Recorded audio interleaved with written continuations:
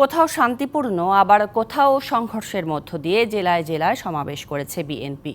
Chairperson Begum Khaleda জিয়ার নিঃশর্ত মুক্তির দাবিতে রাজধানী ও বিভাগের পর সব জেলায় এই কর্মসূচি পালন করছে দলটি। দাবি করেছে দলীয় প্রধানের উন্নত চিকিৎসার, চেয়ারপারসনের মুক্তি নিশ্চিতে কঠোর আন্দোলনের বার্তাও দেন দলটির জেলার নেতারা।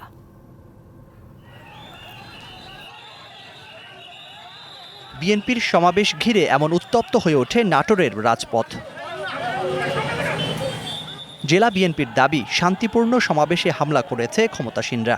আমাদের কনভেনার সাহেব বাচ্চু ভাই ওনাকে রাস্তার মধ্যে পেয়ে কিভাবে আহত করেছে, তো আমি সহ বোধহয় 7 জন আহত হয়েছে।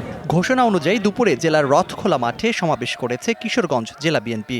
এখানেও দাবি করা হয় দলীয় প্রধানের মুক্তি।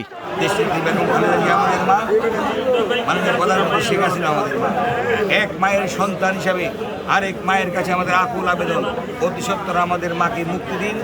খালেদা জিয়ার উন্নত চিকিৎসা ও নিঃশর্ত মুক্তি দাবিতে বিক্ষোভ সমাবেশ করেছে শেরপুর ও নেত্রকোনা জেলা বিএনপিও। এই সরকার সমাবেশ চাচ্ছে দেশনেত্রী বেগম খালেদা জিয়ার মুক্তি, দেশনের জন্য তারেক রহমানকে দেশে ফেরত আনা। নগদের কাছে সব গ্রাহকই প্রিয়, তাই তো সারা দেশে ক্যাশ আউট চার্জ সবচেয়ে কম।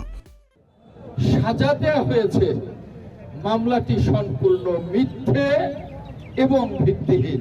এদিকে কেন্দ্রীয় এই কর্মসূচি পালন করেছে নীলফামারী, লালমনিরহাট, জয়পুরহাট সহ উত্তরের বিভিন্ন জেলার বিএনপির নেতা কর্মীরা।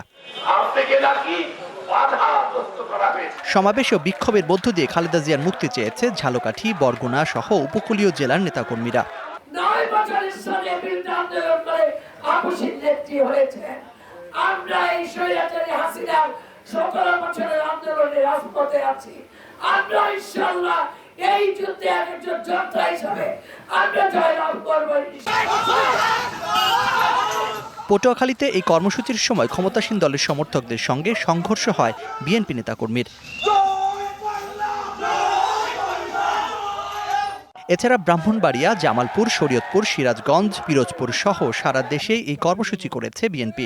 ব্রাহ্মণবাড়িয়ার মানুষ আপনার কাছে জানতে চায়। Zakaria Ahmed, DBC news, Dhaka.